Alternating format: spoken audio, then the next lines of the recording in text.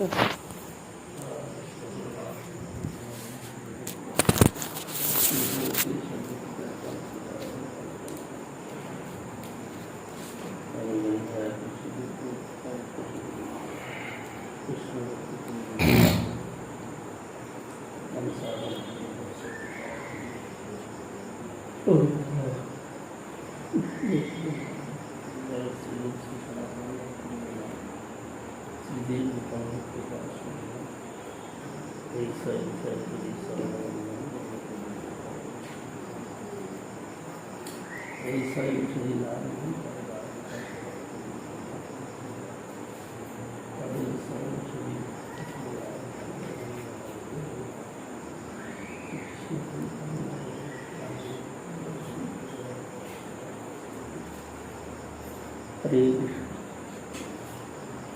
कृष्ण कृष्ण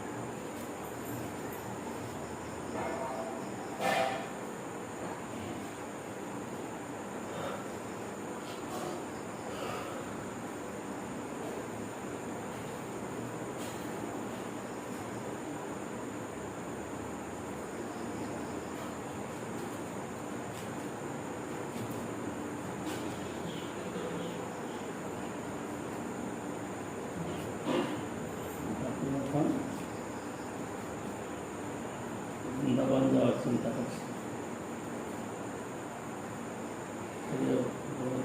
দেখে এসে আবার ফেরত যান, তারপরে বছর যান।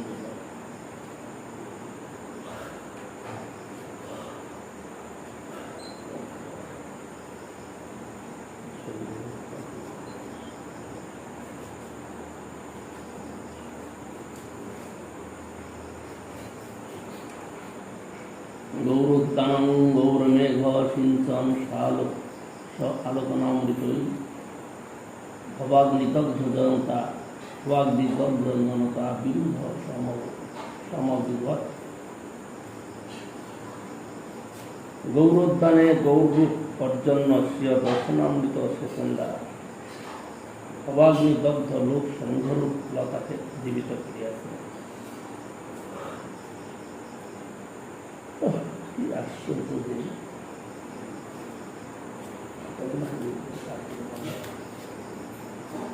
জয় জয় গৌরচন্দ্র জয় নিত্যানন্দ জয় অদ্বৈত চন্দ্র জয় গৌর ভক্ত প্রভুর ইচ্ছা প্রভুর হইল ইচ্ছা যাইতে বৃন্দাবন শুনিয়া প্রতাপুদ্র হইলা বিমন সার্বভৌম রামানন্দানি দুইজন দুহাতে কহেন রাজা বিনয় বচন রাত্রি সাই প্রভুর মন অন্যত্র যাইতে তোমরা করহ যত্ন তাহারে রাখতে।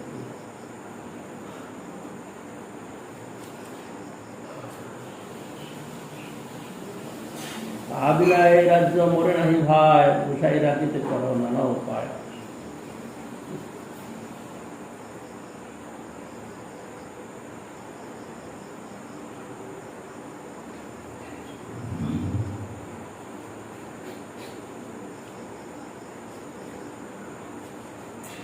রামানন্দ সার্বভৌম দুইজনের স্থানে তবে যুক্তি করে প্রভু থাকো বৃন্দাবনে।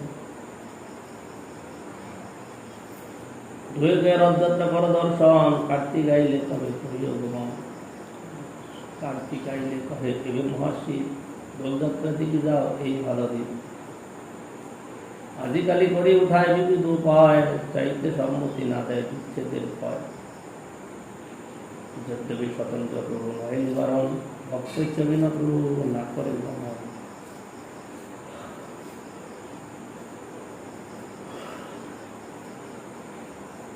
তৃতীয় বৎসরে সব গৌরের ভক্তগণ লীলাচলে চলিতে সবার হইল মন। সবে চলি গেল অদ্বৈত আচার্যের পাশে, প্রভু দেবিতে আচার্য চলিলা উল্লাসে। যদ্যপি প্রভুর আজ্ঞা গৌরতে রহিতে নিত্যানন্দ প্রভুকে ভক্তি প্রকাশিতে, তথাপি চলিলা মহাপ্রভুরে দেখিতে,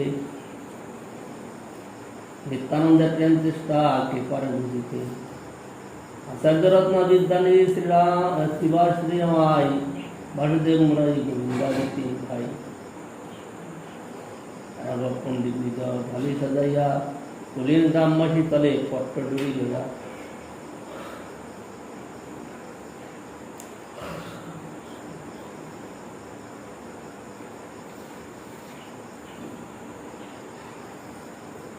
এই সময় ভাই ওটার বলা করে।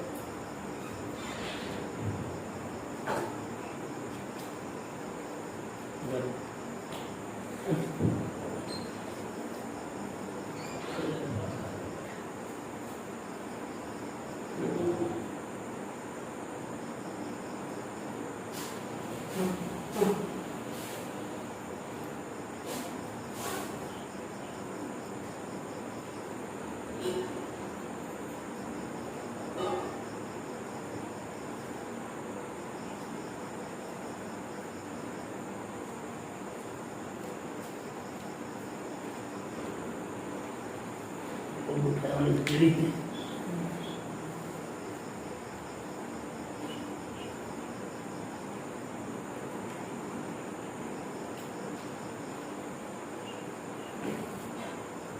খণ্ডবাসী নরহরি রঘুনন্দন সর্বভক্ত চলে তার কি করে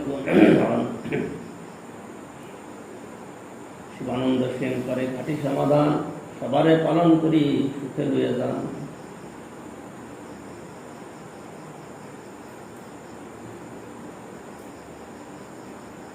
সবার সর্বকার্য করেন ধ্যান বাসার স্থান, শিবানন্দ জানে উড়িয়া পথের সন্ধান। সে বছর প্রভু দেখিতে সব ঠাকুরানী, চলিলা আচার্য সঙ্গে অচ্যুত জননী।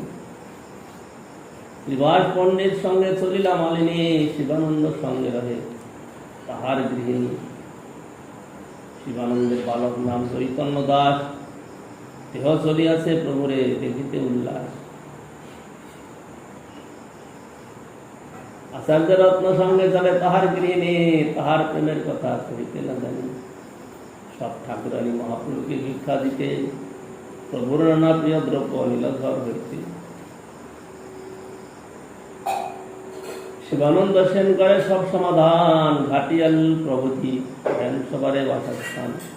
ভক্ত দিয়া করেন সবার সর্বত্র পালনে, পরম আনন্দে যান প্রভুর দর্শনে। এর রান্নাবাড়ির বাসনপত্র সব নিয়ে যেতে মাথায় করে, তাই না? আর সবগুলো তো এরকমই ছিল। বাইরের দামে কি করে এত আয়োজন, প্রায় 200 লোক যায়, তাদের রান্নাবাড়ি করে খাওয়ানো, পায়ে হেঁটে যাবে, পায়ে হেঁটে যাবে। একটা গরুর গাড়ির সাথে ছিল মালটা, এটা তো মালপত্র যাবে অতগুলো নদী, ওই নদী পার হয়ে গরুর গাড়ি করতো ভাড়া, ওই পরে ব্যবস্থা আগে থেকে করে নিত, তাহলে চলতেই পারে। উৎসাহ থাকলে যদি পারে মনে আসে পেল গোপীনাথ দর্শন, আচার্য করিল তাহার কীর্তন নর্তন।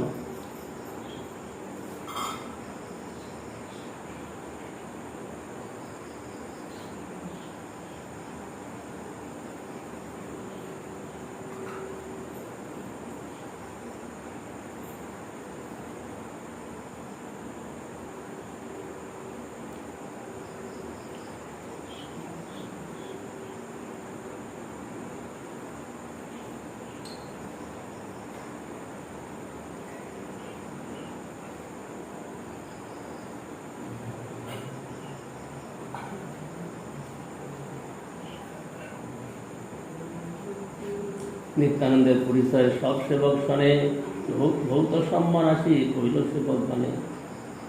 সেই রাত্রি সব মহান্ত তাহাই রহিলা, 12টি রানী আগে সেবক ধরিলা। ক্ষীরবাটি সবার দিল প্রভু নিত্যানন্দ, ক্ষীরপ্রসাদ পাইয়া সবার বাড়িল আনন্দ।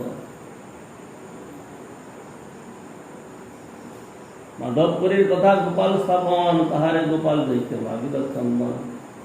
তার লাগি গোপীনাথ স্থির কইল চুরি কইল মহাপ্রভুর মুখে আগে এই কথা শুনিল। সেই কথা সবার মধ্যে কহে শ্রী নিত্যানন্দ, শুনিয়া বৈষ্ণব মনে বাড়িল আনন্দ। এই মতো ছবি কটক আইলা, সাক্ষীর গোপাল দেখি সবে সেদিন রহিলা। সাক্ষী গোপালের কথা কহে নিত্যানন্দ, শুনিয়া বৈষ্ণব মনে বাড়িল আনন্দ। প্রভুকে মিলিতে সবার উৎকণ্ঠ অন্তরে, শীঘ্র করে আইলা সবে শ্রীমিলা চলে।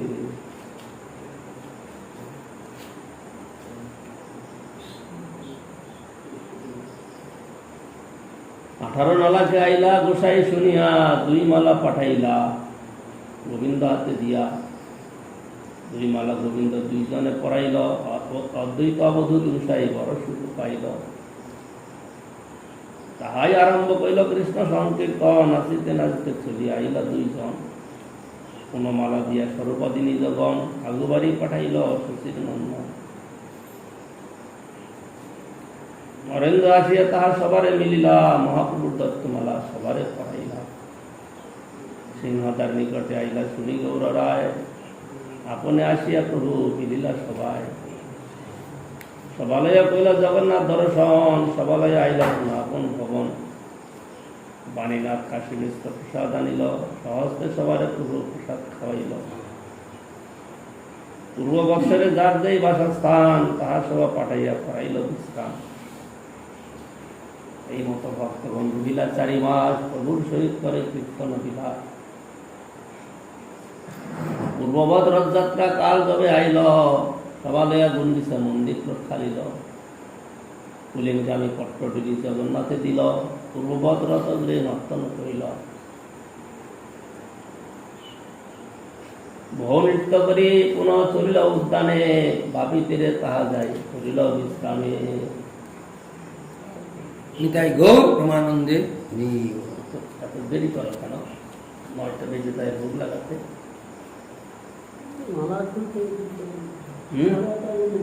কি 8:30 উঠেছি, মালা তুলতে করতে 8:30 উঠেছি।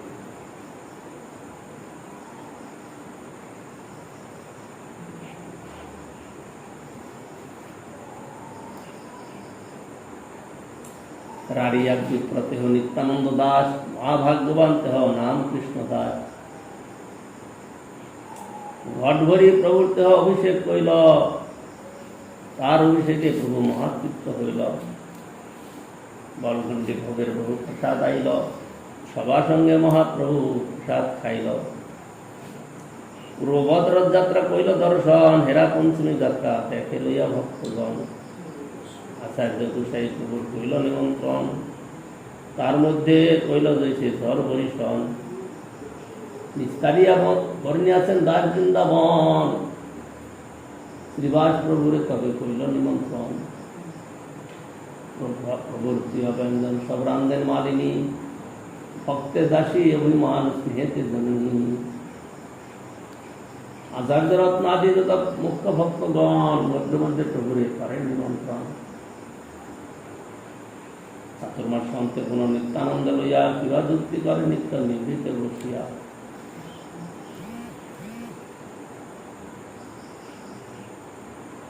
আচার্য গোসাই প্রভুকে কহে ঠারে ঠোরে, আচার্য তর্জা পড়ে কেউ বুঝিতে না পারে।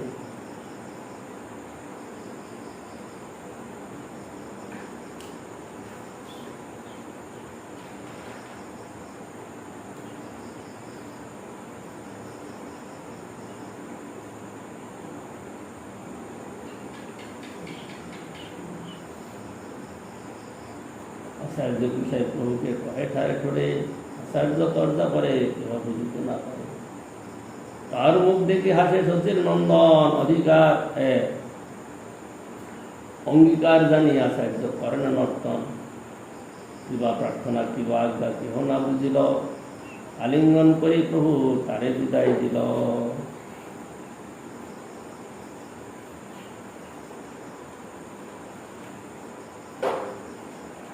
নিত্যানন্দ কহে প্রভু শুনো হস্তিপাত, এই আমি মাগি তুমি কর প্রসাদ। প্রতিবর্ষ লীলাচলে তুমি না আসিবা, গৌরেরহি মোর ইচ্ছা সফল করিবা। তাহা সিদ্ধি করে কে হেন অন্যে না দেখিয়ে আমার দুষ্কর কর্ম তোমা হইতে হয়। নিত্যানন্দ কয়ে আমি দেহ তুমি প্রাণ, দেহ প্রাণ ভিন্ন নয় এই তো প্রমাণ। অচিন্ত সত্যে করো তুমি কাহার ঘটন, যে করা হোক সেই করি নাই তো নিয়ম। তারে বিদায় দিল তবু করি আলিঙ্গন, এই মতো বিদায় দিল সব ভক্তগণ। প্রেমের কথা মহাপ্রভু বলছেন তুমি গৌড় দেশে থাকো, সেখানে থেকে প্রচার করো প্রতি বছর আসবে, কিন্তু নিত্যানন্দ প্রতি বছর যাবে। যখন মানা করছে, মানা করার উত্তর কি দিচ্ছি? নিত্যানন্দকে আমি দেহ তুমি প্রাণ, দেহ প্রাণ ভিন্ন নহে এই তো প্রমাণ। অচিন্তা সত্ত্বে করো তুমি তাহার ঘটন, যে করা হয় সেই করি নাই করিয়া। কোনো নিয়ম নাই, আমি গৌড় দেশেই থাকবো, এখানে আসবে এমন কোনো নিয়ম নাই। যখন যেরকম সেইটাই শিখা।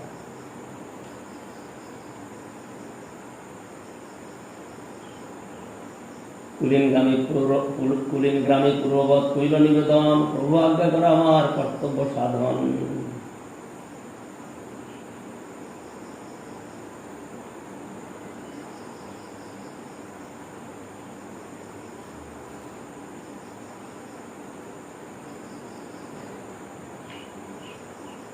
প্রভু কহে বৈষ্ণব সেবা নাম সংকীর্তন, দুই কর সিদ্ধ পাবে শ্রীকৃষ্ণ চরণ।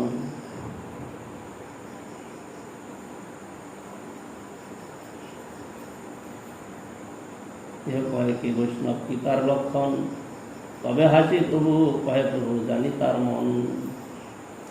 কৃষ্ণ নাম নিরন্তর যাহার বদনে, সেই বৈষ্ণব শ্রেষ্ঠ ভজ তাহার চরণে।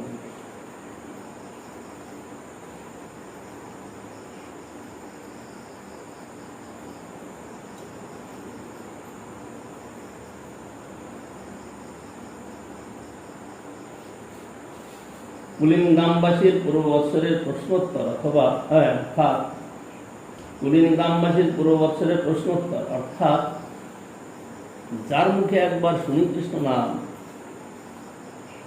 ইত্যাদি শুনিয়াও কুলীন গ্রামী এবার আবার সেই প্রশ্ন করি। প্রভু কহিলেন, যাহার বদনে নিরন্তর কৃষ্ণ নাম শুনিতে পাও, তাহাকে বৈষ্ণব শ্রেষ্ঠ জানিয়া তাহার চরণ নিরন্তর ভজন কর।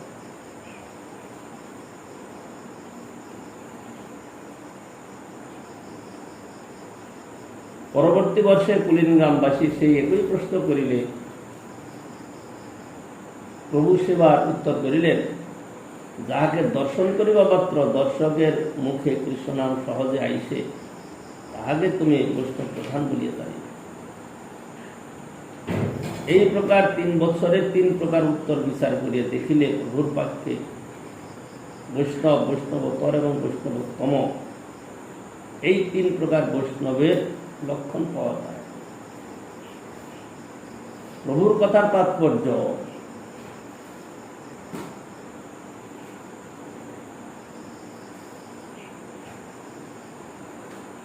এই যে যারা কেবল বৈষ্ণবী দীক্ষা মাত্র গ্রহণ করিয়াছে, অথচ একবারও নিরপরাধে কৃষ্ণ নাম করেন নাই, তাহার প্রতি বৈষ্ণব সেবা প্রযোজ্য নয়।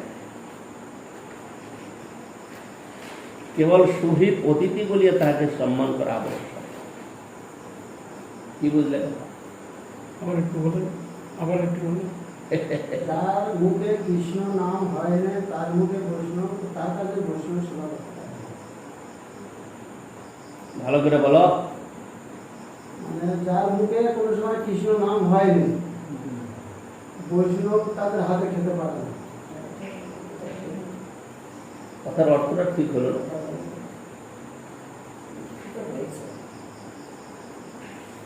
তোমাদের মুখে কি আসে বলো তো দেখি। কয়েকটা একটু বলুন। কয়ার বলবো, কয়ার বললে বুঝবে না।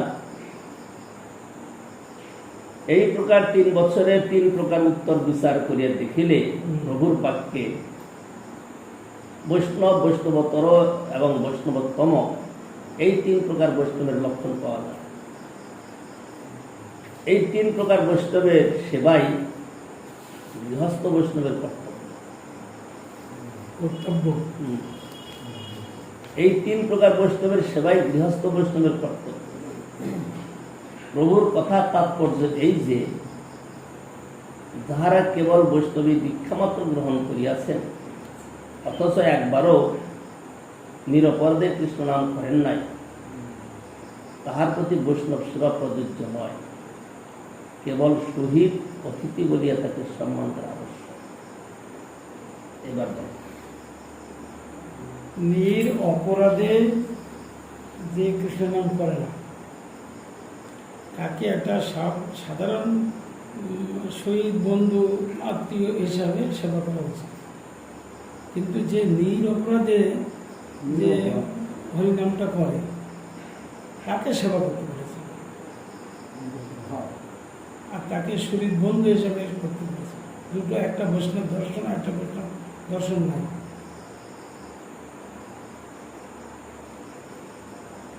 উত্তম মধ্যম বৈষ্ণব কনিষ্ঠ 3 যে সেবা করতে বলেছে গৃহস্থ লোকের সেবা করা অবশ্যই কর্তব্য গৃহস্থ লোকের, কিন্তু আবার বলেছে যার নিরপরাধে কৃষ্ণ নাম করে না, যে করে না তার তাকে শহীদ বন্ধু হিসাবে আত্মীয় হিসাবে সেই দর্শনের সেবা করতে হবে। বন্ধু সেবা আত্মীয় সেবা।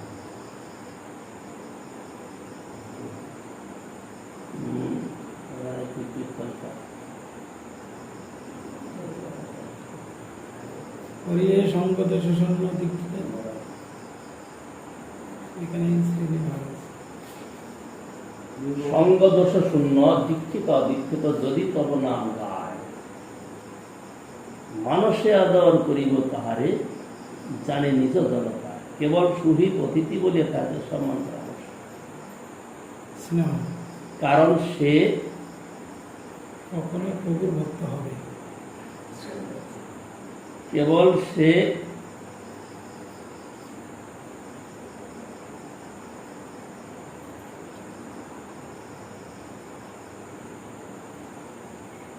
বৈষ্ণবদের কাছে যাতায়াত করে অথবা রুচি আছে, অথবা বৈষ্ণব মন্ত্র দীক্ষাদি গ্রহণ করেছে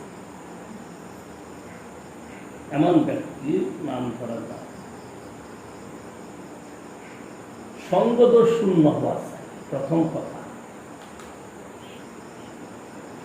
সঙ্গদোষ শূন্য বুঝ কি?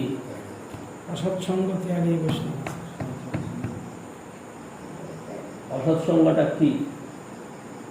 যোষৎসঙ্গ এবং কৃষ্ণ ভক্ত, দুঃ সঙ্গ পরিহরি তব ভক্ত। কৃষ্ণ ভক্ত কি? বৈষ্ণব বিষ্ণু বৈষ্ণব বিদ্বেষী ভগবানকে স্বীকার করে না, মানে না, সম্মান করে না, ভগবানকে আদর করে না। এরকম লোকের সঙ্গ করলে পরে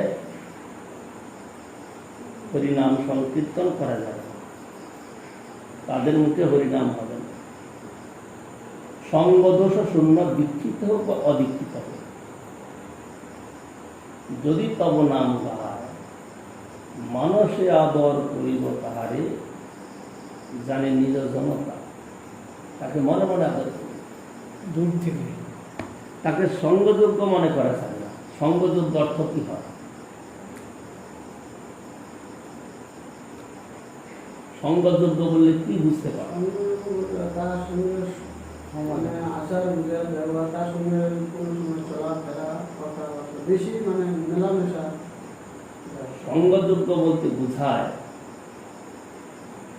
আমি যার থেকে কিছু অধিক পেতে পারি,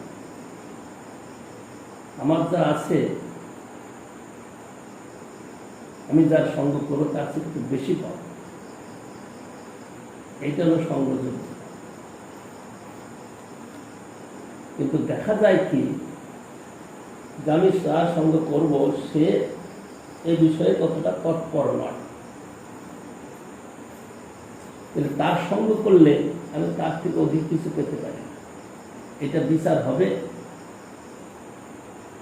কনিষ্ঠ এবং মধ্যমের জন্য। কনিষ্ঠ অধিকারী এবং মধ্যম অধিকারী এই বিচার হবে। কনিষ্ঠ অধিকারী তো কিছুই বুঝবে না, এটা বিশেষ করে মধ্যবর্তীকারীর জন্য নয়। মধ্যমধিকারীতে বিচারটা হয় বেশি।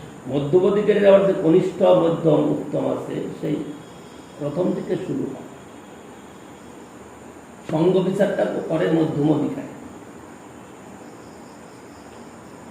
মধ্যবর্তীকারী সঙ্গ বিচার করে নিচে যারা আছে তাদের উপর ওঠা এবং নিচে উপর ওঠার চেষ্টা করে, দুইটা কার্য করে।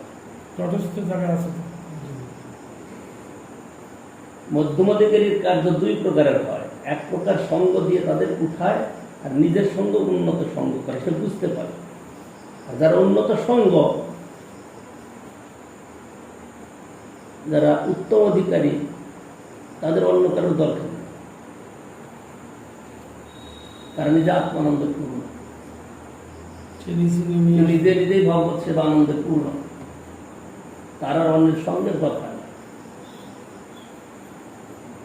কিন্তু মধ্যমধিকারী সর্বদাই দরকার আছে, কারণ তিনি নিজেকে উপর উঠাবেন এবং তিনি অন্যের প্রতি কৃপা করবেন। শ্রীমদ্ ভাগবতে বলছেন, অস্যায়নব হরে পূজাঙ্গ শ্রদ্ধেয়তে ন তদ্ভক্তেষু চ অন্যেষু তদ্ভক্তেষু চ অন্যেষু স্বভক্ত প্রাপ্তিতস্য।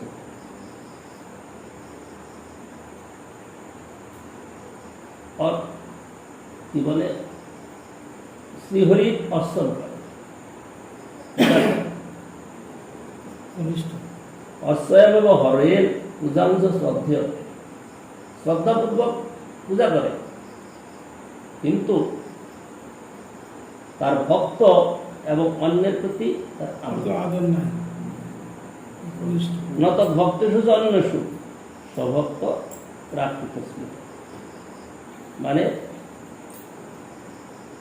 এই দীক্ষিত অদীক্ষিত এখানে বলছে, সঙ্গদোষ শূন্য কিন্তু দীক্ষিত বা অদীক্ষিত এমন লোক যারা হরিনাম করে, তাদেরকে কৃপা করার জন্য মধ্যমধিকারীর কি কার্য হয়? মধ্যমধিকারী তো অনেক উপরে উঠে গেছে, ঈশ্বরে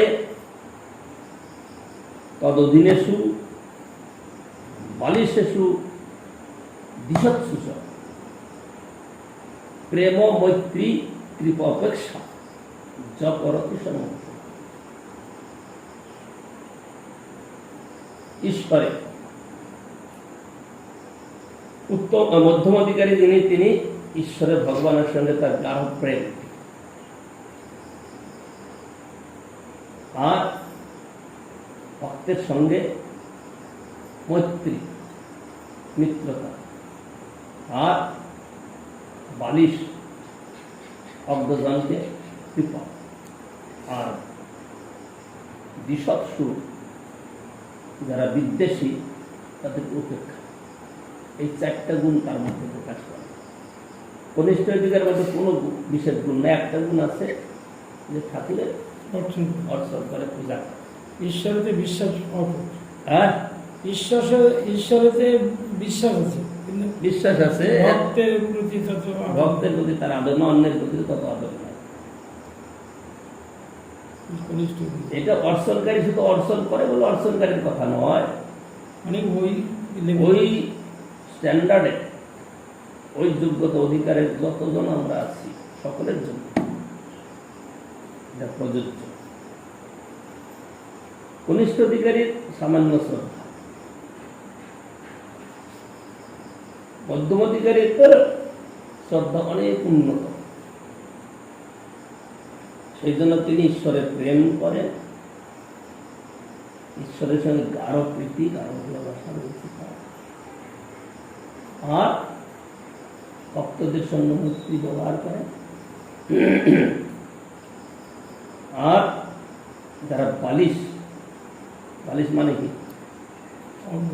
বালিশ মানে অজ্ঞ ব্যক্তি, যারা এই বিষয়ে অনভিজ্ঞ, বৈষ্ণব ধর্ম সম্বন্ধে, ঈশ্বর তত্ত্ব সম্বন্ধে, সম্বন্ধে তাদের জ্ঞানের অভাব,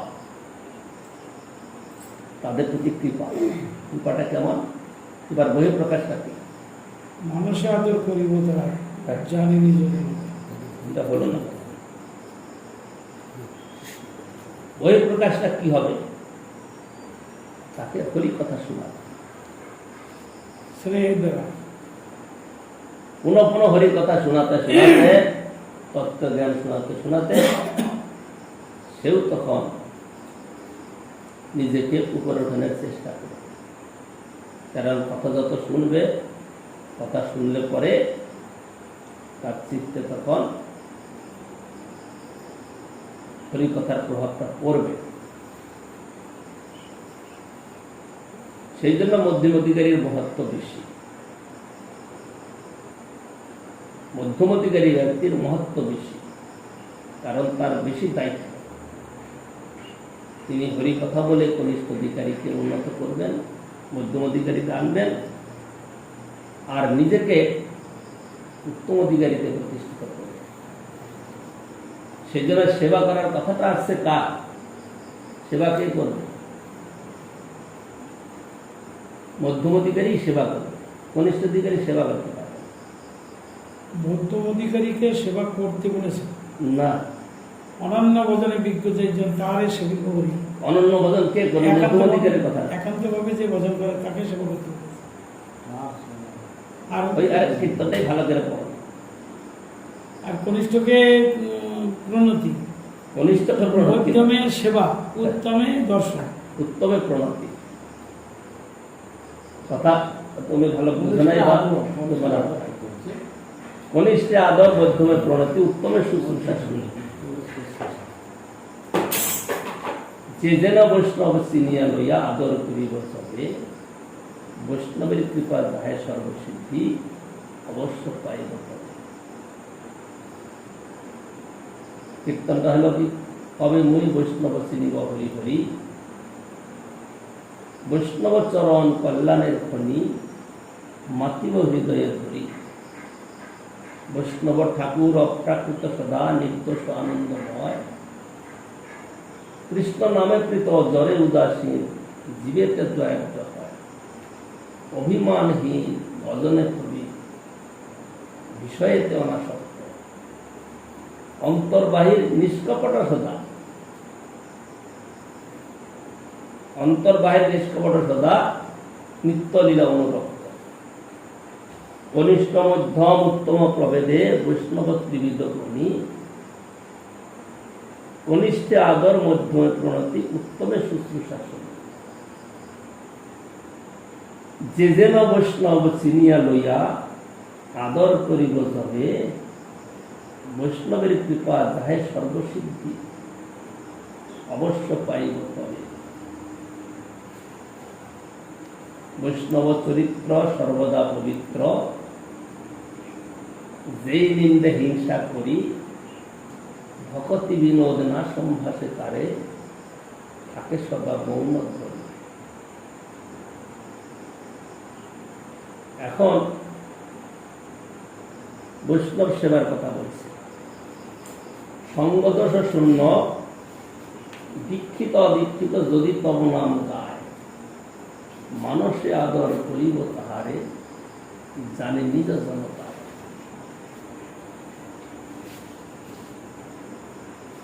তারপরে জানি নিজ জনতায়, দীক্ষিত হইয়া ভজে তোয়া পদ, তাহারে প্রণতি করি, অনন্য ভজনে বিজ্ঞ যেই জন, তাহারে সেবিব করি।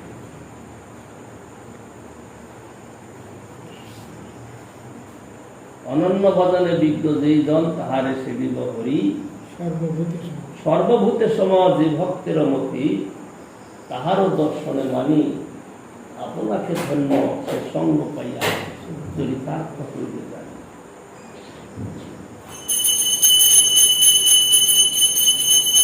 তোমার বৈষ্ণব না। তারপরে লাইনটা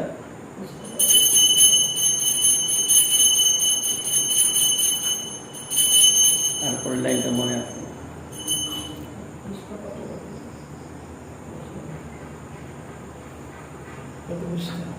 হ্যাঁ, নিষ্কপটমতি বৈষ্ণবের প্রতি এই ধর্ম, এই কথাটা চাও তো। কবে সংসার সিন্ধু পারে কবে সংসার সিন্ধু পার হয়ে অবব্রত করে নিষ্কপটমতি বৈষ্ণবের প্রতি এই ধর্ম কবে পাব, কবে সংসার সিন্ধু পার হয়ে অবব্রতপুরে যাব। এখানে আমরা যে প্রসঙ্গ শ্রবণ করছিলাম, যাহারা কেবল বৈষ্ণবী দীক্ষা মাত্র গ্রহণ করিয়াছেন অথচ একবারও নিরপরাধে কৃষ্ণ নাম করেন নাই, তাহার প্রতি বৈষ্ণব সেবা প্রযোজ্য। কেবল সুহিত অতিথি বলিয়া তাকে সম্মান করা আবশ্যক।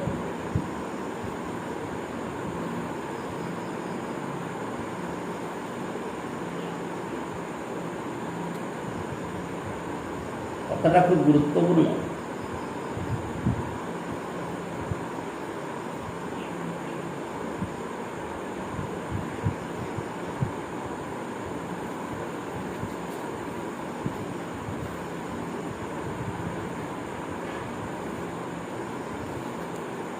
আমরা এই যথাযোগ্য সম্মান দিতে জানি। সেদিনে ভক্তিবিনোদ ঠাকুর বলছেন, সকলে সম্মান করিতে শতী এখনা তো যথাযথ, তবে তো গাইব হরি নাম সুখে অপরাধ হবে। কনিষ্ঠ অধিকারীকে যদি উত্তম সম্মান দেয় সেটা কি প্রযোজ্য হবে? আর উত্তমকে সাধারণভাবে সব তার প্রতি অতটা আদর যত্ন করলাম না, অবজ্ঞা হল, তাহলে কি লাভ হবে? যথাযথ হবে। সকলে সম্মান করিতে শতী দেহনা তো যথাযথ। এই যথাযথ কথার অনেক গুরুত্ব আছে। আমাদেরকে এসব বিষয় কোনো পর্যালোচনা করতে হবে।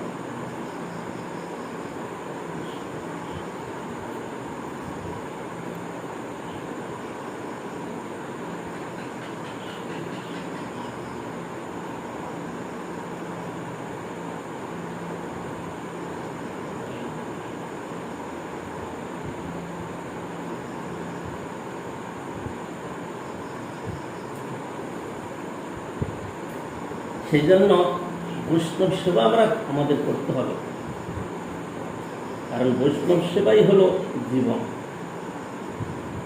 যদি বৈষ্ণব সেবা না হয় তাহলে পরে জীবন বৃথা। কিন্তু বৈষ্ণব সেবার ওই যথাযথ বিচার করে বৈষ্ণব সেবা করতে হবে। যথাযথ বিচারের যদি অভাব হয় তাহলে বৈষ্ণব সেবা বা বৈষ্ণব সঙ্গের মধ্যে ত্রুটি এসে যাবে। কারণ মধ্যম অধিকারী বা উত্তম অধিকারী বৈষ্ণবের সঙ্গে যদি যথাযথ ব্যবহার না হয় তাহলে আমি তার থেকে যে জিনিসটা পেতাম সেটা পাব। এইটা হলো মুক্ত। বৈষ্ণবের থেকে আমরা কি পাবো? তার থেকে জ্ঞান পাবো, শিক্ষা পাবো, অনুভব পাবো। তিনি তার নিজের অনুভবটা বিতরণ করবেন আমাদের কাছে। এই জন্য আমরা বৈষ্ণব সেবা করি। যদি যথাযোগ্য না হয় তাহলে পরে কিন্তু আমরা সেই বস্তুটা লাভ করতে পারবো না।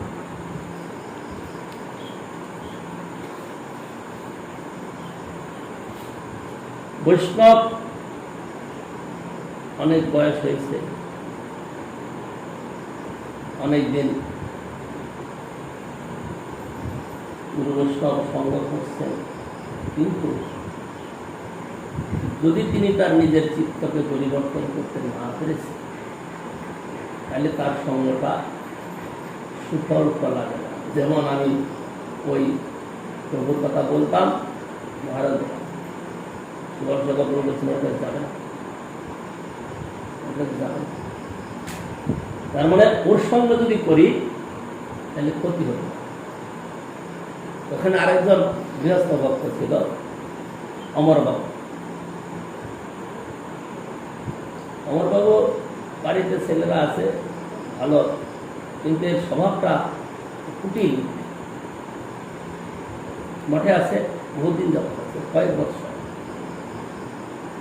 ওই কিছু প্রণামী টনামী দেয়, সেবা করে, মহারাজ রেখে দিতে কিছু করে, কিন্তু সবসময় ওই মহারাজের পেছনে লাগে। ওই কথা বলবো কারোর কাছে আসলেই বলে এই সমস্ত দোষের কথা, পাগল, উৎপাত, কি দোষ, এদিক করবে ওদিক করবে, সময় কাটায়। আমি যখন নতুন নতুন গিয়েছি, স্বাভাবিকই মনটা একটু খারাপ হয়। নতুন নতুন সেরকম সচরাচর মেলামেশা হয়নি, নতুন মানুষ, এই যে গ্যাপটা হয় না, আমি একটা বিরাট তখন বুঝে নিয়েছি, জেনারেশন গ্যাপ বলে বিশাল। আমি একটা পূর্বের মধ্যে ছিলাম, সেখানে বেশ মিলেমিশে ছিলাম, অন্য একটা জায়গায় যাচ্ছি, এই যে মিলনের যে গ্যাপটা বিশাল সময় কাছে। যখন আমি মিলতে পারলাম না, মানে মিলতে পারি নাই, তখন তো আমার মনে একটা হতাশা বা একটা দুঃখ এরকম থাকে। ওই সময় সুযোগ নাই। এই কুটির লোকগুলা আমাকে পরামর্শ দিয়ে কি করলো, ওখানে অমৃত প্রভাত আর একটা পত্রিকার নাম কি, নর্দার্ন ইন্ডিয়া, যেটার মালিক ছিল কলকাতার ওই শিশির বাবু উত্তরাধিকারীকে, ওরা নাম ভুলে যাচ্ছে, ভদ্রলোক, ভক্তলোক, দান পূর্ণ করে গেছে, খুব করেছে ওরা, কিন্তু পরবর্তীকালে জেনারেশন এগুলো রক্ষা করতে পারে না। যেমন কলকাতায় আনো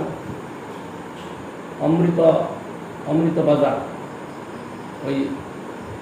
ওই শ্যামবাজারে ওদের ছাপাখানা ছিল। অমৃত বাজার ইংরাজি, অমৃত বাজার ইংরাজি, আর হলো আর একটা কি বাংলা পত্রিকা ছিল যুগান্তর। এই যে দুইটা পত্রিকা ছাপা, ওরা একটা নতুন অফিস করবে বলে করেছিল ওই জগদীশ চন্দ্র বসু যে রোডটা,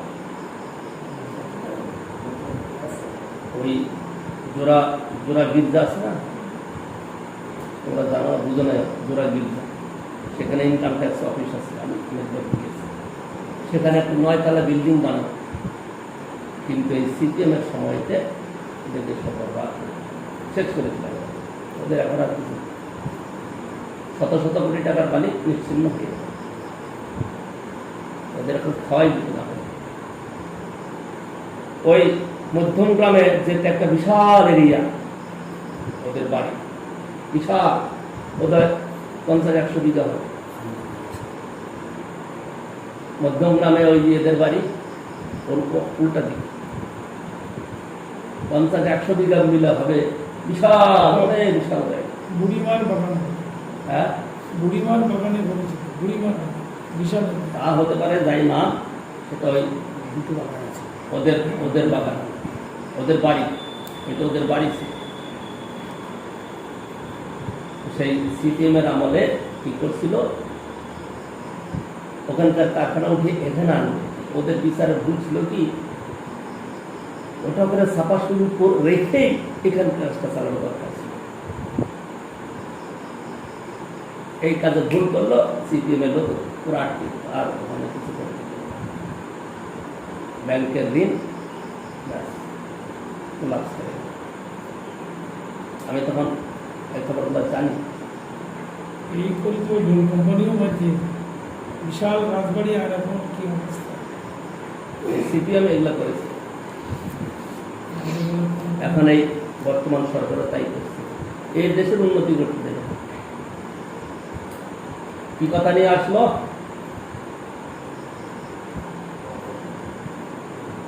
ও পাটনা এলাহাবাদে ওই অমর বাবু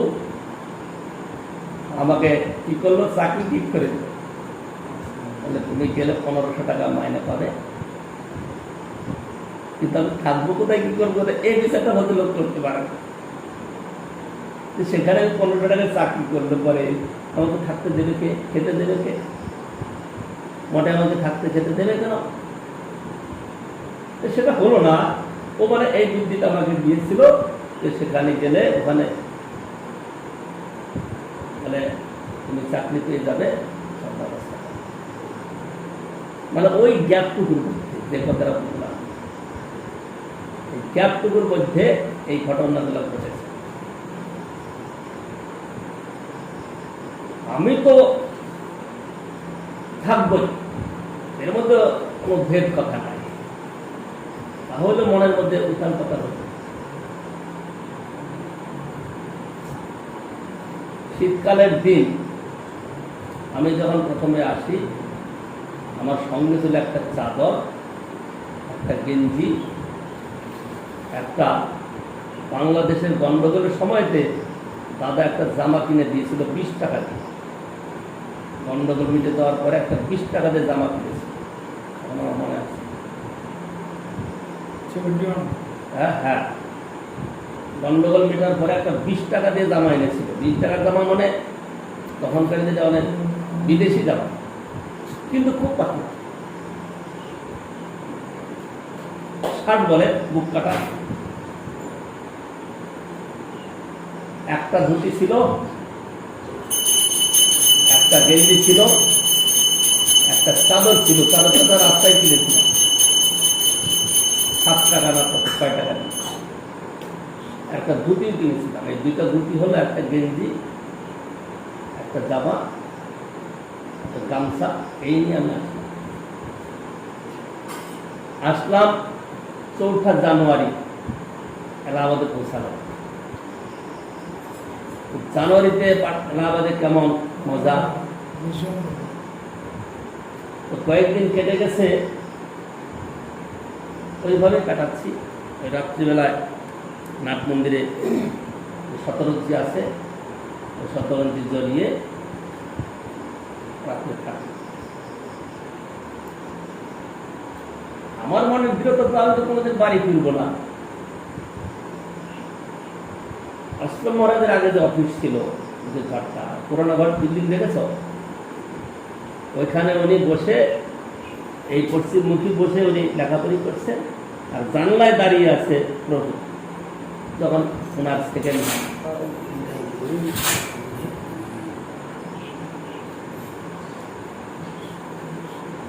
প্রভু সঙ্গে কথোপকথন করছে, আমি তার জানালার ওপাশে অত দূরে বসে নিরানি দিচ্ছি। তখন কি বাগান টাগান করা নিরানি দেওয়াই তো কাজ, নতুন নতুন। ওনারা দুজনে কথোপকথন করছেন। আসল মহারাজ বলছেন, ছেলেটা আসছে একবার কাটাচ্ছে, একটা কম্বল দাও না। কিন্তু অ্যাসিস্ট্যান্ট তো চোখে একটু কম, আমি শুনতে পাচ্ছি, চোখে একটা কম্বল দাও। প্রভু বলছেন, থাকবে কি না থাকবে, এখন কম্বল দিই। আমি মনে মনে ভাবছি, আমাদের কম্বল দিক বা না দিক, আমি তো থাকবোই। কম্বল দিলেও থাকবো, না দিলেও তো কেটে যাবে।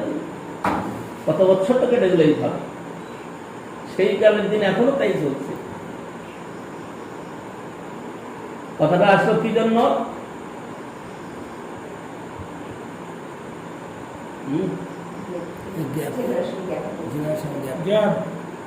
না, গ্যাপ কথাটা তো নয়, এটা পরে আসছে, কিন্তু এই বৈষ্ণব সেবার কথা নিয়ে আসছে।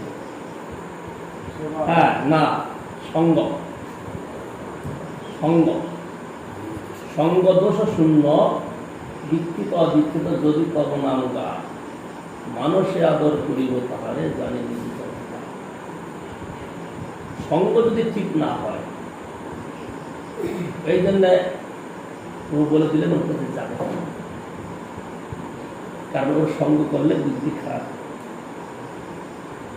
হয়তো তিনি অনুভবী আমাকে জেনে নিয়েছিলেন, বললেন ওর কাছে যাবে না। বৈকুণ্ঠ প্রভুর কাছে কথা বললেন, ওর কাছে যাবে না, কারণ সে বুদ্ধি দিচ্ছে কি যে দীক্ষা নিলে পরে অনেক খাটতে হবে। কখনো কখনো পূজা করতে বলবে, কখনো রান্না করতে বলবে, কখনো পরিবেশন করতে বলবে, এইসব করতে। সেগুলো দীক্ষা নিয়ে আমি গিয়ে ওনাকে বললাম, বলে ওর কাছে যাবে ব্যক্তি ভালো। আমার দীক্ষা নেওয়ার ইচ্ছা মনে মনে আরো বলেছেন দীক্ষা নেবে। তখন আমি জানালাম, জানানোর পরে তিনি এই কথা বললেন। সেই জন্য সঙ্গ যদি সুস্থ না হয় তাহলে পরে কিন্তু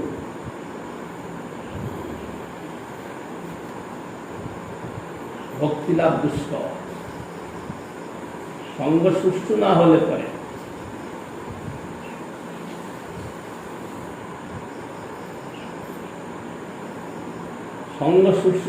পরে ভক্তির কিছু বুঝতে পারবে না।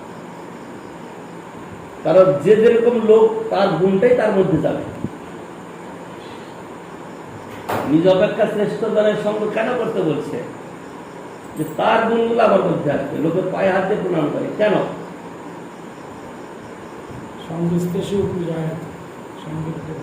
গুণটা নিচের দিকেই থাকে, গুণটা উপরে মাথা উঁচু করে দাঁড়ায়। যার গুণ সেটা হচ্ছে চরণ, সেদিন চরণ স্পর্শ করে, পায়ে স্পর্শ করে। কেন? তো তার গুণটা আমার মধ্যে আসে। এখন যার পা স্পর্শ হবে তার গুণটা আসবে।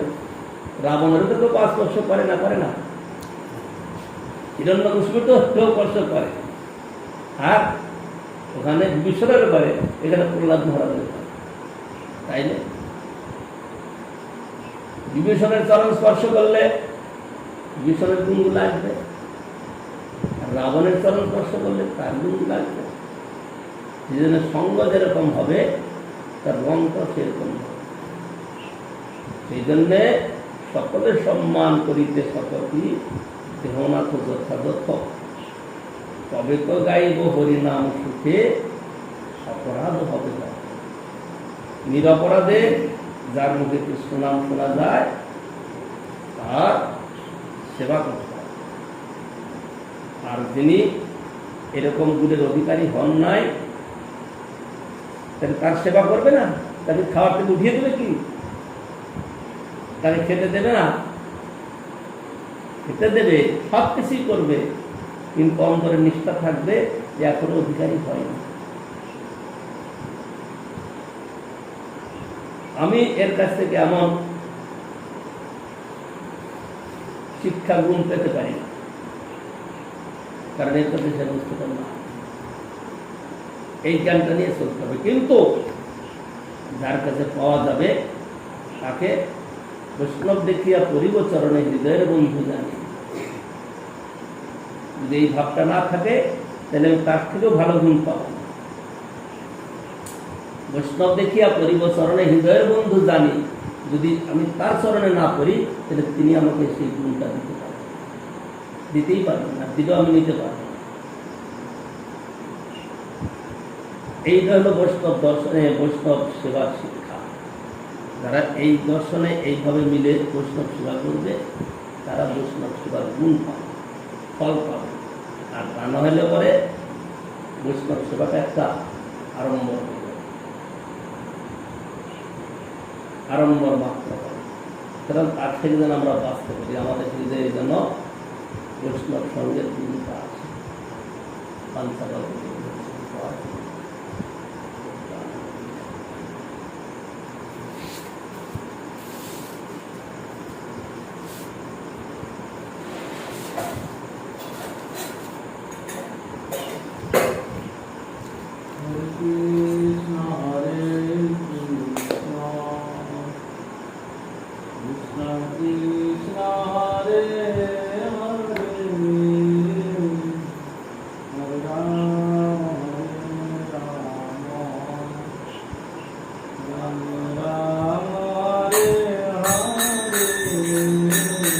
Hare Krishna,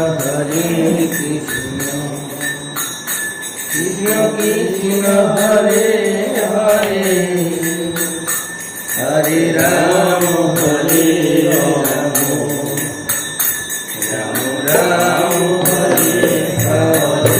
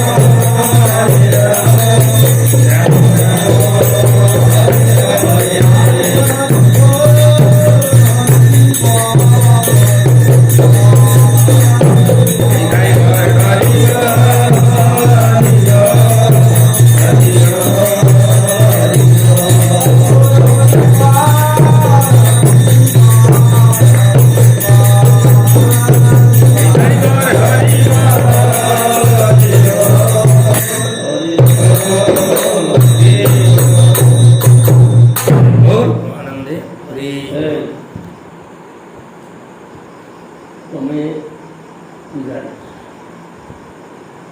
তোমার অন্য কোনো সেবা নাই, তোমার যে সেবায় তৎপর হওয়া দরকার 3 দিন হয়ে গেল ঠাকুর পালন করে।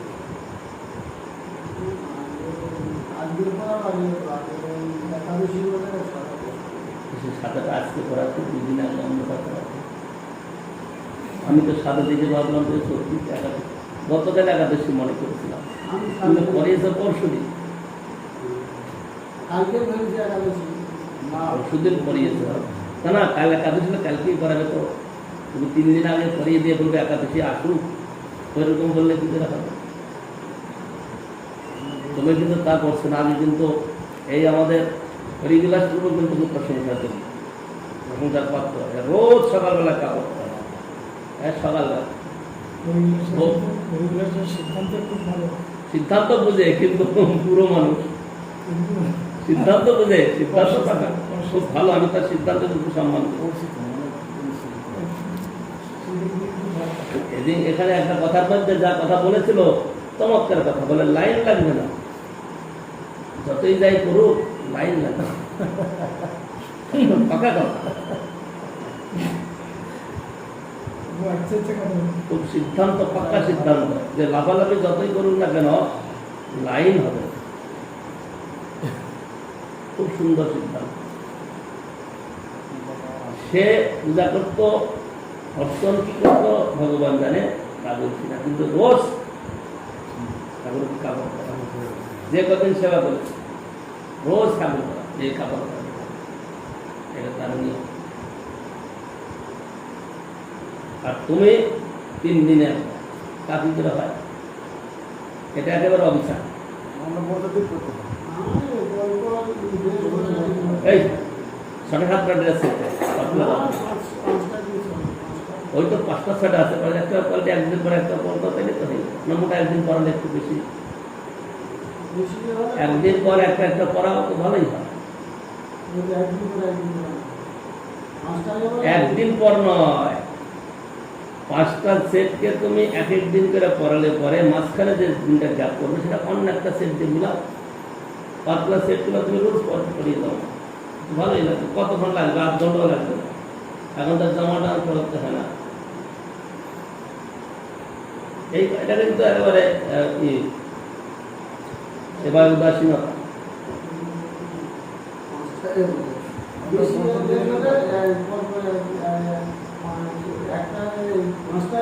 তুমি কালকে এই যে পাতলা কাপড়গুলো আছে না, পাতলা কাপড়গুলো আগে 5টা বাক্স দাও।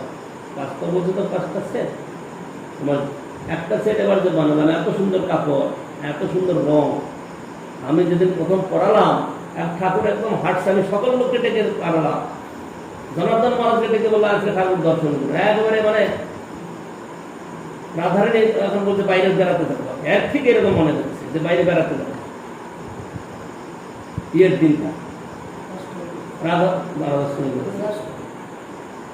দুর্গাষ্টমীর দিন। এখন মনে হচ্ছে কি রাধারানী হাতে ব্যাগটা নিয়ে বলতে এখনই বেড়াতে যাবো। আমি এনে দেখালাম আমার আসছে, দেখুন সমর্থিত হয়ে গেল, আজকে দেশ কেমন কেন মনে হচ্ছে এখানে বাইরে বেড়াতে যাবো, একদম ঠিক বেড়াতে যাবো এরকম। সেদিন যারা দর্শন করে গেল তারা বুঝেছে, মানে এখনই মনে হচ্ছে হাতে ব্যাগ টিকিট বলে বেড়াতে যায়, একটু ঘুরে আসি, চলো দুর্গা দর্শন করে আসি। আপনি ওই জায়গাটা একটু বলেন তো, সমস্যা এখন বলার না, এখন অনেক রাত 2 মিনিট। আমরা দেখেছি যে প্রসাদ পাওয়ার আগে, বিশেষ করে পূজারি প্রসাদ পাওয়ার আগে অর্চন হয়। এখন দেখছি প্রসাদ পাওয়ার পরে অর্চন আছে।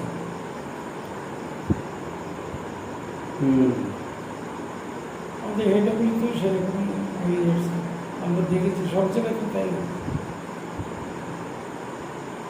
সব জায়গায় মিশনে পাই না, মিশনের বিধান অন্য আসলে উপবাস অবস্থায় খাওয়ার আগে অসুবিধা। এইটা তো আমরা পড়েছি, আমরা দেখেছি। উপবাসটাকে অর্জন করতে হবে, হ্যাঁ, কিন্তু যখন পরিচর্যা হবে তখন উপবাসের অপেক্ষা থাকে। এই দুইটা শব্দ, একটা অর্চন, একটা পরিচর্যা। তুমি যখন সালুকভাবে অর্চন করবে, ওইটা তোমার নিষ্ঠা, তাহলে খালি পেটেই করা দরকার। মানে আগের দিন সকালবেলায় কিছু ভোজন না করেই করা দরকার।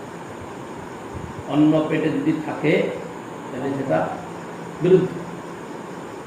সেইটা তো জানি এখন এইটা হচ্ছে না, কিন্তু সেইটা যখন পরিচর্যার দিকে যাবে তখন আর কারণ তোমার অর্চনের বিধানটা রয়েছে দুপুরবেলা। একবার গুরু মহারাজের, তুমি ঠাকুরকে ভোরবেলায় স্নান করি কি, তুমি কি করবো অত ভোরে ঠাকুরকে স্নান করাবে? চৈতন্য মঠের নিয়ম ভোরবেলায় স্নান করবে, মানে ভোরবেলায় বাবুদের তো 8:30টার মধ্যে। 8:30টার মধ্যে কোনোদিনই হয় না। ওই দুপুরে 10টার সময় সিঙ্গার করবে, তখন অর্চন। এই সব জায়গাতেই তাই হয়। কিন্তু এই জায়গাটায় আমাদের একটু ব্যতিক্রম।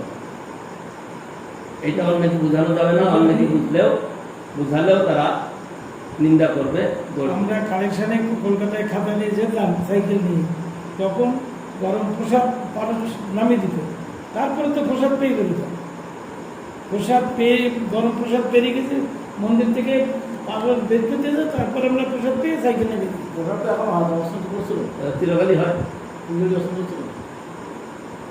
চিরকালই হয়, এখনো তাই হয়। করেছিল ওই তো বলদেব তখন দিন প্রসাদ পেতাম। বড়দের পূর্ব অর্চন করেছেন, এখানেও যা করছেন তাই করছেন। অর্চন হয় না, অর্চন না হয়ে সকালে 2বার ভোগ লাগে, একবার ভোরবেলায় লাগে, আবার 7টার সময় লাগে। এই সব জায়গাতে, সব মঠেই তাই হয়। অর্চনটা দুপুরবেলায় হয়। উপবাস সকালবেলায় করাটার বিধান। তো গুরু মহারাজ একবার বলেছিলেন যে তোমরা তোমাদের কাজ করতো, অভিযোগ তোমাদের ঠাকুরকে অভিযোগ দিতে হয়, তার জন্য তাকে ভোরবেলাতেই তোমরা স্নান টান করিয়ে দিতে হবে। কেমন কথা, শীত হোক বা গ্রীষ্ম হোক, তার দর্শনটা অন্যরকম। এটা হলো অর্চনের কথা, আর এটা পরিচর্যার কথা। অর্চনার পরিচর্যার মধ্যে 1000 মাইলের কথা। আদরে পরিচর্যা আর অর্চন করলে কি মানবে? আমাদের এখানে তো 1টার সময় আরতি হচ্ছে, এটা লেটে যাচ্ছে না? একটু লেট হচ্ছে, এটাকে এগুলো জানা, এগুলো ভালো তো। সেই কথা তো বুঝাচ্ছি। ও ভালো মানে কি 3 দিনেও কাপড় পরাচ্ছে না, এটা তার উদাসীনতা, এটা তার গাফলতি, মানা যায় না। এটা তার গাফলতি। যাই বলুন, এটা মানা যায়। যা করছে ভালোই করছে, আমি কি না, আপনি যেমন ডিরেকশন দেবেন সেরকম তো চলবে সব না, হয় না সেটা। ডিরেকশন এই জন্য আপনার কোনো কথার মধ্যে কবে বলছিলাম না, চুপ করে থাকা ভালো। তবে কালকে বললাম না, পরশু দিন বললাম, কালকে বলছি, কালকে চুপ করে থাকা ভালো। একটা সময় আরতি কারণ হয়তো হয়তো কি তার মনে সেটা ভালো লাগছে না, তাইলে পরে হয়তো সেবাই ছেড়ে দেবে বা মনে মনে ক্ষোভ প্রকাশ করবে, মনে মনে, বাইরে বলবে না হয়তো। আপনি তো সেটা বলে দেখবেন কি করে। কারো সে জ্ঞান আছে তো। 3 দিন হলো বলে ব্রতের জন্য 3 দিন আসছে, একাদশীর জন্য সাদা কাপড় পরিয়ে রেখেছে, 3 দিন হলো। তাইলে তার তো নিজের পেছন, এখন সে তো 2 বছরের 1 দিনের 2 দিনের নয়, ও তো 10-20 বছর যাবত পূজা করছে। না, আগে তো আমাদের দৈনিক 10-20 বছর পূজা করছে সে, আজকে তো না। মায়াপুরের প্রতিটা মঠে 11:30টায় ভোগ নিবেদন হয়, তাদের নিয়ম, সেখানে 11:30 থেকে 12টা হোক, তাদের নিয়ম। একটা নিয়ে যাওয়া তো সবে জানে। সেই কথাই তো বললাম, নিয়মের মধ্যে তোমরা করছো, কিন্তু পরিচর্যায় সেটা থাকছে না। একদিন এলাহাবাদ মঠে, তখন ভোরবেলায় সকালে খাওয়া, সকালে তাড়াতাড়ি সেবা হলে তবে তো 10টার সময়, শোনো, 11টার সময় যাবে। এলাহাবাদ মঠে 9টা, 9:30, 10টার সময় হয়ে যাচ্ছে। এলাহাবাদ মঠে ভোরবেলা আগে ভোগ হতো না। আমি তখন নতুন সেখানে এসেছি, নতুন কেন,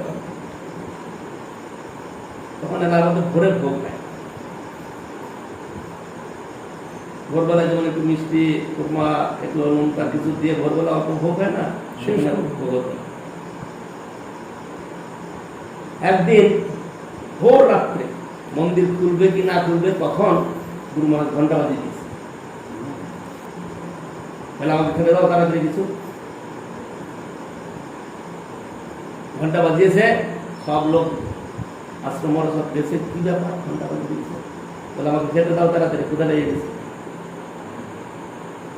তার মানে ঠাকুরকে সকালবেলা ভোগ দেওয়া হয় না, তারপরে 3 দিন থেকে ভোরবেলা ভোগ দেওয়া হয়, আর ঘন্টা বাজে না। সেটা কি গায়ের জন্য ধাক্কা মেরে করবে, কৌশলে কাজ করে। তারপরে ধরো সকাল 7টায় ভোগ লাগবে, একদিন দেখা গেলে কি দুর্বার সকালে প্রসাদ পেয়েছেন 2টো বাজে, এদিকে তো সব ব্যস্ত, এর অন্যান্য প্রোগ্রাম রয়েছে, গুরু মহারাজ প্রসাদ না পেলে আর কেউ পেতে পারে না। 2টা পর্যন্ত বসে থাকার পরে গুরু মহারাজ তার মতো রয়েছে। তারপরে বললে তোমরা প্রসাদ পেয়ে নাও, আমার প্রসাদ পেতে দেরি হবে। প্রত্যেক দিন কি একরকম তোমার নিয়মের মধ্যে রাখবে নাকি? ঠাকুরের তো তার অধিকার, তার দর্শন আলাদা। এই কথাটাই বলা হচ্ছে, ঠাকুরের তো আছে, পূজারীরও মনের ভাব আছে, ঠাকুরেরও মনের ভাব আছে, সবগুলা মিলিয়ে আমাদের চলছে। একদম গত বাধা নিয়ম যেটা ওই চলবে, সেটা অর্চনের মধ্যে চলবে, ওটা বিধি। কিন্তু এই যে কথাগুলা, কিন্তু পূজারী যেন অনাদর না আসে, আদরে পরিচর্যা আমি ভালোভাবে করার চেষ্টা করি। এই তো নিয়মে করা যায়, নিয়মে সবকিছু হবে। নিয়মে তাহলে সকালবেলা পূজারি কীর্তন করতে পারবে না, বসতে পারবে না, ও আরতি হয়ে গেল, আরতি হয়ে গেলে সংগঠন সে মন্দিরে ঢুকে যাবে, সংগঠনে ভোগ হবে, সংগঠনে খাওয়া হবে, তাহলে নিয়মটা ঠিক হবে। আর পূজারি যদি কীর্তনে বসে, তাহলে এবার সে অর্চনে কী করে খাওয়া 7টার সময় ভোগ করতে না, 7টার সময় ভোগ করতে, 8টায় নামতেছে, 8টায় ভোগ নামছে, এবার খাওয়া হচ্ছে 9টায়, তাহলে এবার কী করে সে করবে নিয়মে? 8টায় নামলে ভোগ 8টার সময় যেতে হবে। এই মঙ্গলবারকে আগে কি ভোগ না? এখানে ভোগের ব্যবস্থা সামলাবে কি করে? সেই কথাই তো বললাম, সব জায়গায় তো আমাদের ভোরবেলা ভোগ দিয়ে সময় পরিস্থিতি সব বুঝে চলতে হবে। এখানে যখন বিষ্ণুপদ প্রভু ছিলেন, তিনি রোজ সকালে 2টো করে নারকেলের লাড্ডু ভোগ দিতেন। ওইখানে যখন ছিলেন উনি তখন 2টো করে লাড্ডু, আমি মনে মনে ভাবতাম আমার 2টো করে লাড্ডু ভোগ দিলে কি করে। তারপর যখন উনি চলে গেলেন, আমার পারে পাল্লায় বললো ভোগ দিতে না, 2টা ভোগ তখন কে বানাবে, কে ভোগ লাগাবে, কার সময়টা কোথায় কি মেজাজ করবে। এখন তো তোমরা 12টায় ভোগ লাগাচ্ছ, তাহলে আরতি হচ্ছে, মাথা গরম হচ্ছে। আমরা কোনোদিন 2:30টায় আরতি করি, যখন একা থাকতাম। পরিবেশ পরিস্থিতি স্বীকার করতে হবে। এই তো সেইটাই পরিস্থিতি, পরিস্থিতি পরিবেশ, সেবকের মন, সেবকের সঙ্গে ঠাকুরের মন, 2টা মিলিয়ে চলতে হবে। সকালের যে বিধান রয়েছে, বিধিমার্গে বা আদরে সময় মতো করাটাই ভালো। গুরু মহারাজ বলতেন 11:30টায় ভোগ লাগাবে, গুরু মহারাজের নির্দেশ 11:30টায় ভোগ লাগাবে। সকালে 12:30টার মধ্যে ঠাকুর শয়ন হয়ে যায়। বাড়িতে একটু নিমকি বানিয়ে দিতে ঠাকুরের কিছু হবে পরিস্থিতি অনুযায়ী। 12:30টার মধ্যে যেন ঠাকুরের শয়ন হয়ে যায়, এটা গুরু মহারাজের নির্দেশ। এখন তাই হয়, সব মোটামুটি তাই হয়। তারপরে সকালে প্রসাদ পাওয়া লেট, হ্যাঁ? এই লেটটা আপনি সামনের দিকে নিয়ে আসেন। কি এই যে সকালে প্রসাদ পেতে লেট, 9টার পরে যে এই প্রসাদ, সেটা তোমাদের ব্যাপার, এটা তো আমার ব্যাপার না। যারা পাচ্ছে তাদের আপনি ব্যাপার। আপনি পান্না পেতে পেতে পারবেন না। আমি পাই না মানে কি, আমার সময় মতো আমি পাবো। কোনোদিন ওই তো বলা হলো আদরকে, একদিন আমার পেটটা খারাপ আছে, বা আমি একটু অন্য চিন্তা করছি, বা সে লেবার মিস্ত্রিতে আপনি সবার পান কথা না, হচ্ছে। সেই জন্যই তো সবাই লেটে পায়। তো প্রত্যেক বললাম কি, ওর জন্য কি আবার 2:30 3টেতে দিই। গুরু মহারাজ এটা লাগে না। পর্যন্ত প্রসাদ পায়নি, কিন্তু তিনি বলছেনও না। তাহলে তার খুশি খুশি বের করতে হবে নাকি, যা আপনি প্রসাদ না পেলে আমরা পেতে পারছি না, আপনি পান তাড়াতাড়ি, এটা কোনো যুক্তি হবে? এই যে কথাগুলা, এগুলা অন্য কেউ মানছে না, মানবে না। গুরু মহারাজের যে সিদ্ধান্তটা, আচার্য দেবের যে সিদ্ধান্তটা, কেউ মানবে না। টাইম মতো করতে হবে। শরীর খাটায়, মানে শরীর কি বলে, শরীর খাটায় কাটায় থাকতে হবে। ঠাকুরের জগন্নাথের নবযৌবন দর্শন করতে গেছি, আর জগন্নাথের এমন কি সেবা রয়েছে 12টা 1টা বেজে গেলো মন্দির খুলবে দর্শন হলো না। আমার রাগে তো পূজারীকে গালাগালি করলাম, ঠাকুরকেও গালাগালি করলাম, যে রাত্রে 12টা 12:30 বাজিয়েছে না মন্দিরের ভিতরে সেবা হচ্ছে। কি সেবা হচ্ছে ঠাকুরের? মন্দির খুললই না। ওই রথযাত্রার আগের দিন নবযৌবন দর্শন হয় না, দর্শনই করতে পারলাম না, রাত্রি 12:30 1টা চলে আসলাম আর গালাগালি করতে করতে আসলাম। যে পূজারী কি করছে আর ঠাকুর কি করছে ওখানে বসে, ভক্তরা দর্শন করতে পারলো না, দর্শন দিল না, না সেবা ব্যস্ত আছে, চলে আসলাম, সব লোকগুলো চলে যাচ্ছে। যাই হোক, কোনো ঘটনায় ঠাকুর খুললো না, দর্শন করলো না, কি করবে এখন? 12টা 12:30 বাজে, কি সারাদিন সেবা করছে ঠাকুরের? মন্দির খুলল। এর আগে রথের দিন পূজারীদের পান্ডাদের গাফলতিতে 2-3 দিনে গিয়ে পৌঁছানো গুন্ডিচা মন্দিরে। আর এখন সরকারি প্রচেষ্টায় একদম নিয়ম মতো এগিয়ে নিতে হবে, সন্ধ্যার আগে পৌঁছাতে হবে।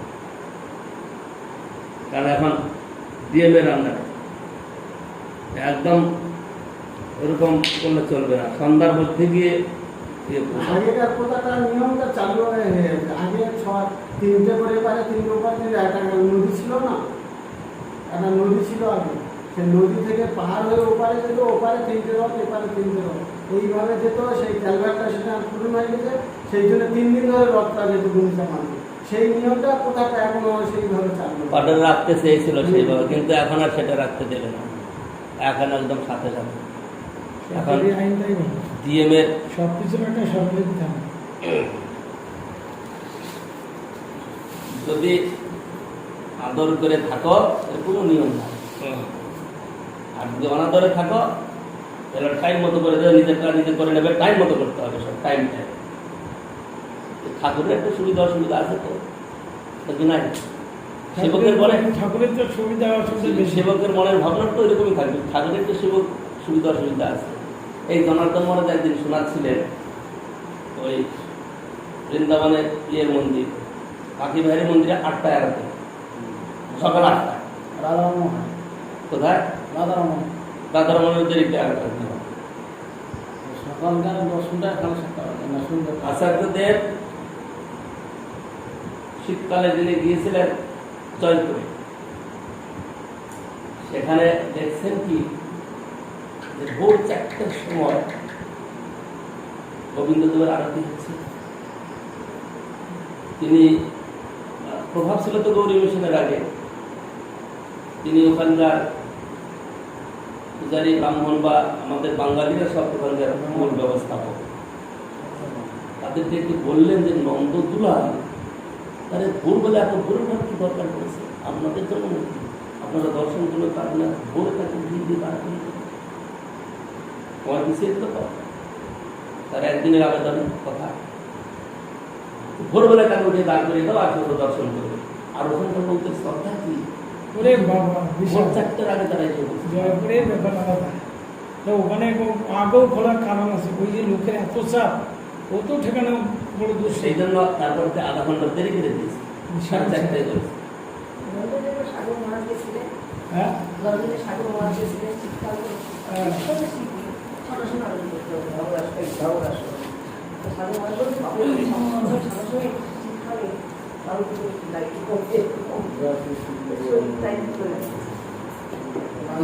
কি দেবে? সকালবেলা কি করলে না করলে সবার সময় করবে গঙ্গা কি বলতো তাড়াতাড়ি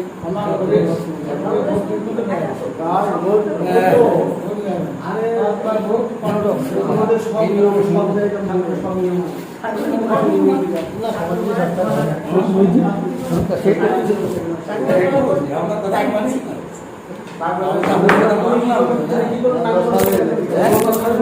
আমাদের বাড়িতে আমাদের মধ্যে যাওয়া আরে যা না ঠিক